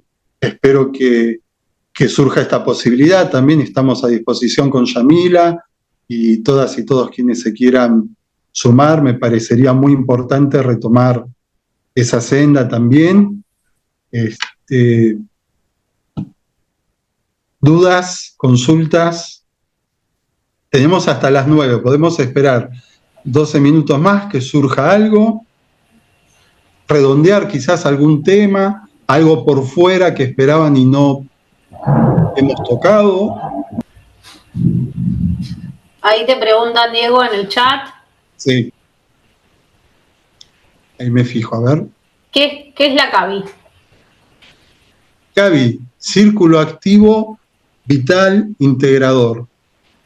Es una técnica que investigué, diseñé hace años atrás con el cross cultural específico de los países de la región. Esto que les decía, muchas técnicas fueron diseñadas en otro momento y en otros contextos y en otros continentes, ¿sí? Obviamente son buenas, pero muchas veces no se adecúan a nuestro cross cultural, y eso lo he visto a lo largo de los años, como les comenté, Bolivia, Ecuador, Paraguay, cuando se incendió el shopping, cuando fue la situación de los mineros en Chile, que también ahí orienté a los equipos de allá, solicitud de ellos. Bueno, muchas situaciones a lo largo de los años en Argentina. Entonces fue pensada como una manera más ágil, ¿sí?, de poder acompañar a la persona o al grupo de personas mediante 4 fases muy aplicables, que incluso la pueden descargar en un celular o tener impresa en una hoja, y pueden ir marcando lo observable, sobre todo de la persona, y brindando recursos para que justamente la situación de esa persona que está atravesando tenga un comienzo concreto y debe tener un final concreto. A eso debemos apuntar. Ay, perdón, ¿les puedo hacer una consulta? A ver, dale, Vanessa. Bueno, yo soy de Bahía Blanca y quería saber si en alguna de las reuniones que ustedes tengan me puedo sumar de alguna manera, porque acá en el colegio no hay comisión. Presenté el año pasado, pero no había espacio. Presenté un proyecto. Así que nada, si se puede dar la posibilidad de sumarme a alguna reunión de ustedes, que den alguna capacitación o cómo se pueda dar, la verdad que no tengo idea. De nuestra parte, sí. Siempre toda colega y todo colega que así lo desee, estamos a total disposición. Bueno, muchas gracias. No, por favor. Teresa dice, si estaban pensando en el Distrito 12 organizar grupos de psicólogos para atender a gente de Bahía Blanca, me anoté, soy del distrito, de Morón y no recibí más coordenadas. Ahí yo creo que él la va a poder responder. Claro, Eso igualmente. sí, nosotros, hola Teresa, nosotros obviamente ante la convocatoria de Superior, todos los distritos hemos enviado el listado. Estamos a la espera, eh, como yo comenté, por ejemplo en nuestro distrito se han anotado más de 30 colegas, acá una colega me preguntó cuáles serían los pasos siguientes. Estamos obviamente a la espera de Superior y bueno, estaremos atentos a eso y cada distrito nos comunicaremos. Nosotros desde acá quisimos hacer este humilde aporte ante esta situación, ¿sí? Gracias. Sí, la idea también es, a ver, a mí me sucedió en lo particular que en épocas de pandemia vieron que todos, muchas personas, perdón, ponían soy psicóloga, estoy para ayudarte en Facebook, en las redes sociales. Yo fui como un bombero de colegas, porque luego los colegas quedaban muy atravesados y atravesadas por todas esas situaciones que no eran fáciles, ¿sí? Y había que hacer autocuidado con los colegas. Entonces la idea es que tengan en cuenta que somos profesionales, estamos formados, estamos formadas, pero no son situaciones particulares, las crisis, las emergencias y los desastres. La mayoría de las veces son situaciones de muerte, de gente herida, como sucedió también este verano en el hotel en Villa Gesell, ¿sí? Donde hemos intervenido desde nuestra Dirección de Riesgos Especiales del Ministerio. No son situaciones para las cuales nos han formado, o sea, hay que buscar formarse para esto. ¿Me explico? Yo quiero hacer hincapié. Es algo muy particular formarse en esto y es de continuo avance, ¿sí? Hay que estar continuamente también aprendiendo lo nuevo, lo que va saliendo, la última metódica que va surgiendo, de qué país, de qué lugar, para qué cuestión, etcétera, etcétera. Hay campos muy específicos dentro de lo que es la psicología de la emergencia. No es lo mismo intervenir en un desastre como el de Bahía Blanca, por ejemplo, que intervenir, no sé, en una negociación con un suicida. Es psicología de la emergencia, sí, pero se aplica de maneras totalmente diferentes, incluso siempre teniendo en cuenta que trabajamos en equipo y en nuestro rol de psicólogas, de psicólogos, debemos estar atentos a nuestros equipos también. Cuando hablo de equipos de bomberos, rescatistas, personal policial, etcétera, etcétera. ¿Uno? No, yo, de mi parte quiero agradecerles por este espacio de intercambio y me parece bastante interesante esto de poder participar. Así que si pueden poner la info por mail o mandarte un mail a vos, Diego, estaría interesante. Sí, pueden consultarme a los mails, desde ya les cuento. Actualmente, además, junto a Yamila, de estar coordinando conjuntamente esta comisión, yo en lo particular estoy trabajando para Rusia, para Ucrania, ¿sí? Víctimas hay en todos lados, yo estoy de los dos lados, en la formación de nuestros colegas de esos países, Egipto, donde prontamente tengo que ir porque ahí están los refugiados de Palestina también. O sea, nuestra tarea es muy amplia, es muy grande. ¿A qué voy con esto? No quiero que suene como soberbio, sino que el campo nuestro no se limita a los acontecimientos de acá. ¿Me explico? Por eso es importante el manejo de idiomas, es importante el conocimiento de la evidencia científica. Psicología de la emergencia es evidencia científica. Esto es así. Muchas veces,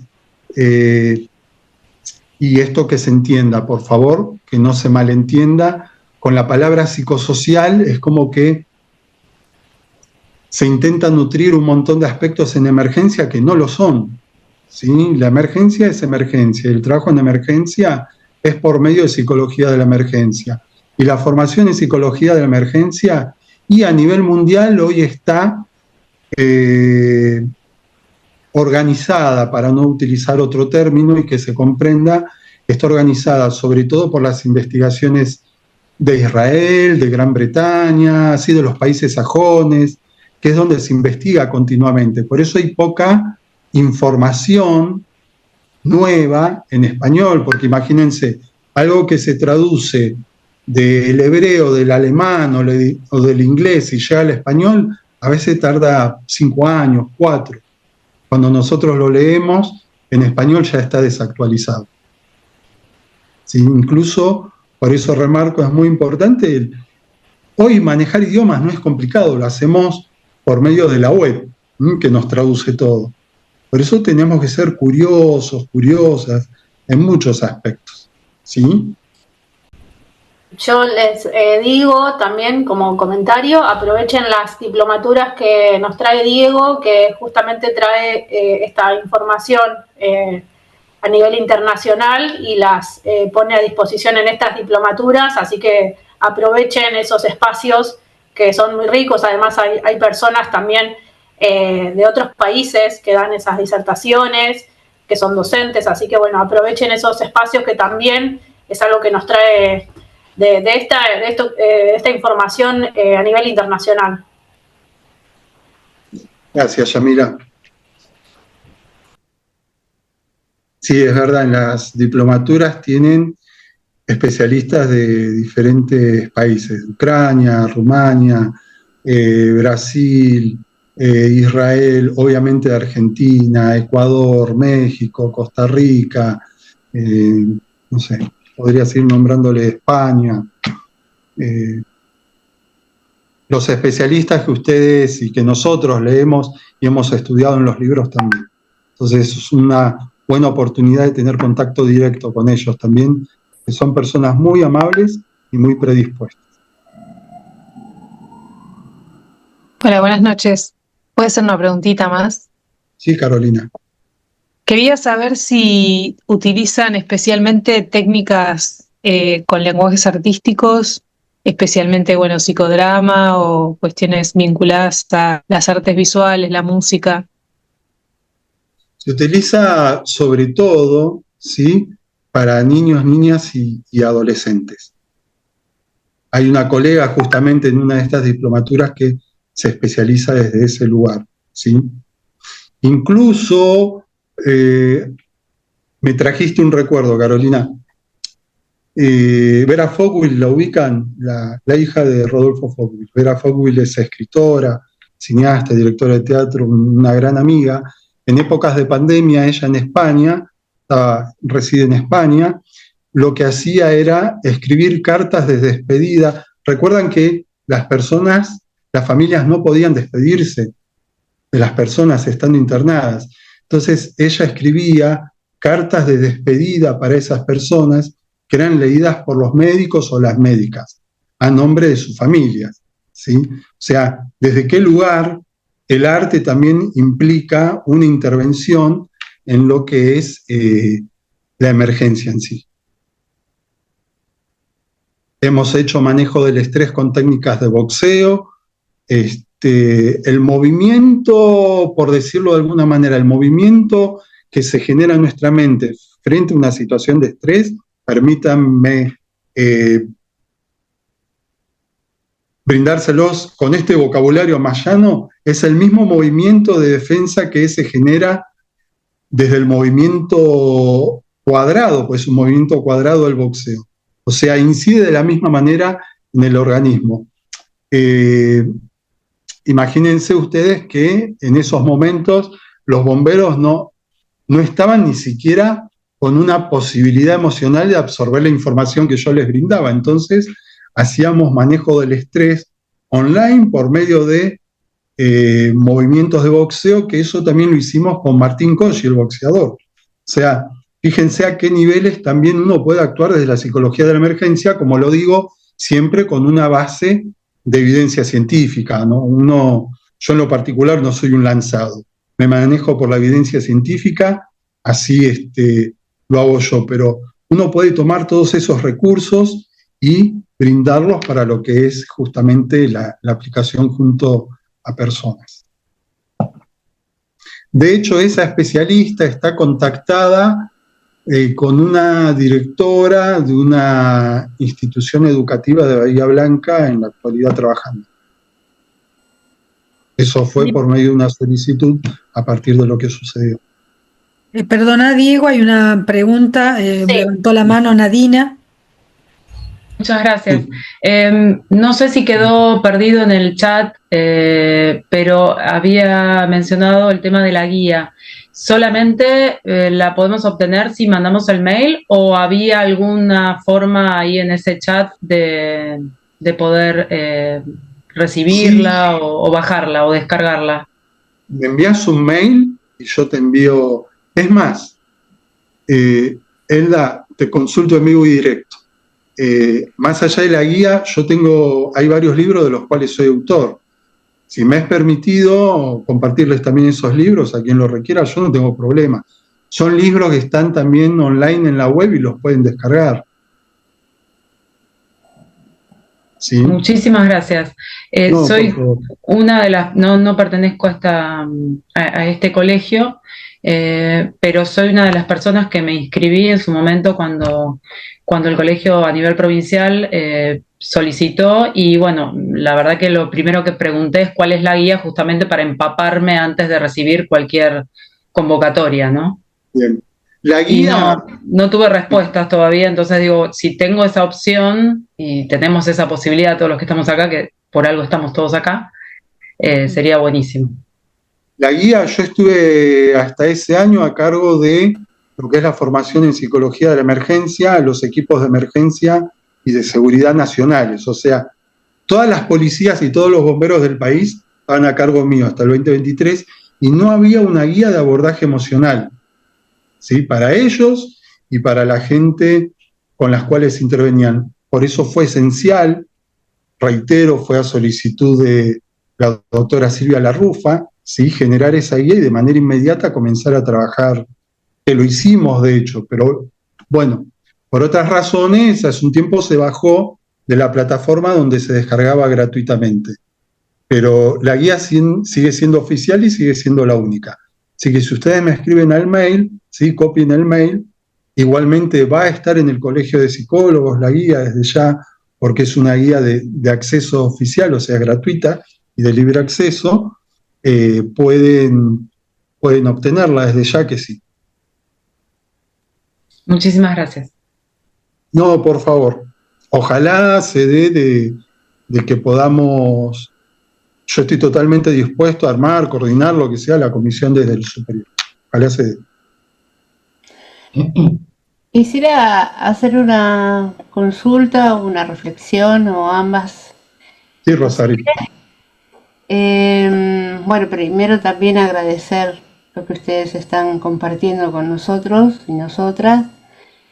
Me lamento de la demora que hay, que veo que los colegas que se han anotado no han recibido llamada y por lo menos específicamente en lo que pasó en Bahía Blanca ya ha pasado bastante tiempo y ya tal vez habrían podido tener la oportunidad de brindar su ayuda. Bueno, parece que se ha demorado esto, me lamento, porque veo que están trabajando, que está la guía, ¿no?, de la que vos hablás, pero bueno, el capital humano no está pudiendo ponerse en movimiento. Preguntarte si el tema del mindfulness tiene participación en esto también, Sí. así como hablaste del boxeo, y preguntarte si tienes alguna experiencia que puedas querer compartir en el trabajo, específicamente yo voy a hablar de Bahía Blanca, ¿no? Donde entiendo que hay muchos actores que son parte también de la cuestión, además de quien pueda estar pidiendo la ayuda, porque es un entorno completamente desfavorable para tratar de establecer un contacto, ¿no?, telefónico con alguien. No me imagino cómo es esto, y bueno, me gustaría que si tenés alguna experiencia que pudieras compartir, lo pudieras hacer. Y muchísimas gracias por todo. No, por favor, Rosario, gracias a vos.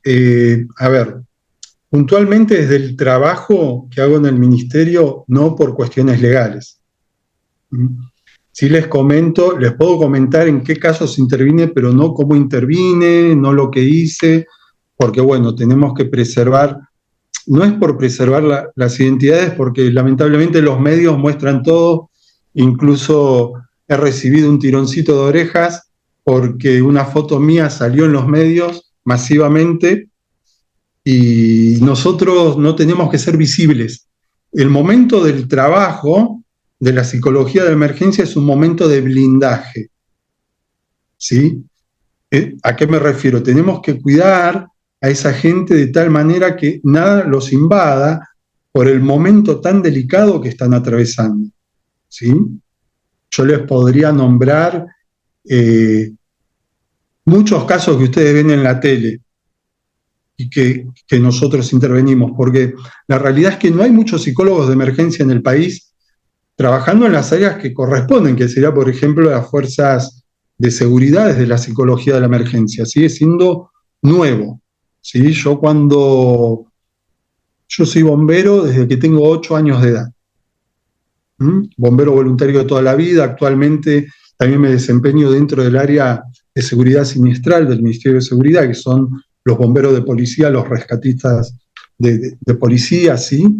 Lo mismo hago en Brasil, que les comentaba hoy, ¿sí? Con los bomberos militares en Brasil, el grupo BOPE, porque en todos lados está esta necesidad, no es únicamente nuestra. Sí puedo decirte que son situaciones muy delicadas. Cuando hablamos de delicadas es que el psicólogo de emergencias o la psicóloga de emergencias o los negociadores, que somos todo el mismo equipo, tenemos horarios muy rígidos, por decirlo de alguna manera. Cuando se descansa, cuando se come, porque el otro tiempo es todo de las personas junto a quienes debemos estar. Ustedes habrán visto en Bahía Blanca, hoy lo mencioné, el dolor de esa familia ante esa situación, con esas niñas, ¿sí? El trabajo no es solo junto a la familia, sino es alrededor de todos los equipos que intervienen, porque todos esos hombres y mujeres, que en la mayoría son muy jóvenes, están poniendo toda la energía para un objetivo. A veces el objetivo se logra, ¿sí? A veces el objetivo no se logra, pero la energía está puesta en esos lugares, ¿sí? Lo mismo en el caso que les comenté de la niña de La Plata, donde también intervine de manera directa. No son casos fáciles. Psicología de la emergencia, y ahora sí me hago cargo de lo que digo, no lo dice Diego Núñez, no lo digo a nombre de los demás, ¿sí? No es organizar solidariamente un grupo de colegas y lanzarlos. Porque si ustedes no tienen la formación adecuada, no saben con lo que se van a encontrar. Y formación adecuada me refiero a experiencia, formación, entrenamiento, un montón de cuestiones que implica la psicología de la emergencia. Si ustedes van a otros países, psicología de la emergencia implica entrenar físicamente a la par de un bombero. Yo eso lo veo años luz todavía acá. Lo hago con los negociadores, yo formo negociadores, pero los de la policía los formo, los dirijo, ¿sí? Porque ellos son, además, si bien hay hombres y mujeres que son psicólogos y psicólogas, tienen condición policial, ¿sí? Entonces, está dentro del entrenamiento, pero por fuera de eso, no conozco colegas que se entrenen a ese nivel, que es al nivel que tendrían que entrenarse, más allá del aspecto de formación en salud mental, que es muy específico también. O Melinda es una gran amiga, es quien está interviniendo como psicóloga de emergencias en la guerra de Ucrania, por Ucrania. Yo hablo todo el tiempo con ella, formamos colegas allá. Ella tiene una rutina muy específica, que es la que tenemos que mantener todos en esas situaciones. Por eso les digo, yo particularmente no estoy de acuerdo con eso, porque queda muy bien desde lo visual, ¿no? Pero como colegas nos exponen muchísimo también. ¿Quién después, si lo necesitamos, quién y con quién experticia nos va a ayudar? Luego de haber ayudado o intentado ayudar a muchas personas que lo necesitaban en un desastre. Y esto no es que puede suceder acá, sucede en todo el mundo. Ahora tenemos, hace 48 horas hubo un gran terremoto en la zona de Asia. ¿Sí? Ya hay más de 1.500 muertos y debe haber más todavía. O sea, toda la gente que trabaja en el área va a haber que asistirla, y ya no hablo de intervenir. Cuando hablo de asistir, hablo de posibilidad de estrés postraumático, de una manera muy específica, ¿sí? Entonces, hay mucha formación y preparación de por medio. Y tenemos que ser muy cuidadosos, muy cuidadosas. Por eso hoy yo nombraba la palabra psicosocial. Se enmascara mucho con ese término, ¿sí? Y tenemos que ser muy cuidadosos también, porque la voluntad la tenemos, no me cabe ninguna duda. La voluntad la tenemos, pero esa voluntad muchas veces puede ser un obstáculo, ¿sí? Porque yo no tengo formación en el área de emergencias, puede ser un obstáculo para el rescatista que me necesita, pero como yo no estoy formado o formada en el área, quizás intervengo mal cuando tenía que intervenir otra persona, o cubro un espacio que no debía cubrir. Por eso, reitero, estoy a total disposición del superior para que me convoque y conformemos entre todos y entre todas un gran equipo, y pongo a disposición los especialistas junto a quienes trabajo en la Federación Internacional de Psicología de la Emergencia. Perdóname, Diego, porque ahí Zoom me Sí. avisa que se termina pronto la hora. Agradezco a todos los presentes, porque bueno, ya estamos casi 2 horas del encuentro, por su participación.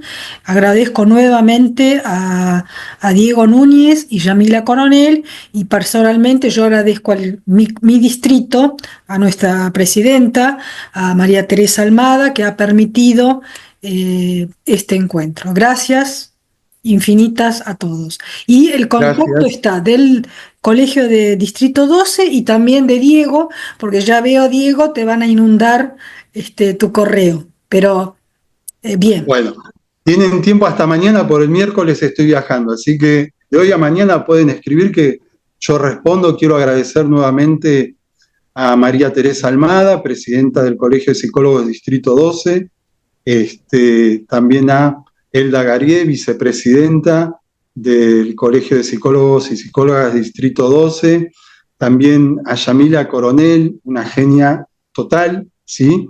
Y a todas las autoridades de nuestro colegio, y nuevamente a todas ustedes y a todos ustedes por tomarse el tiempo en estar acá junto a Yamila, junto a mí, oírnos, bueno, y compartir este espacio, ¿sí? Gracias, esperemos haber aportado algo. Estamos a total disponibilidad de ustedes. Que tengan buenas noches, cenen rico y descansen. Chao, gracias. Muchas gracias. Chau, chau.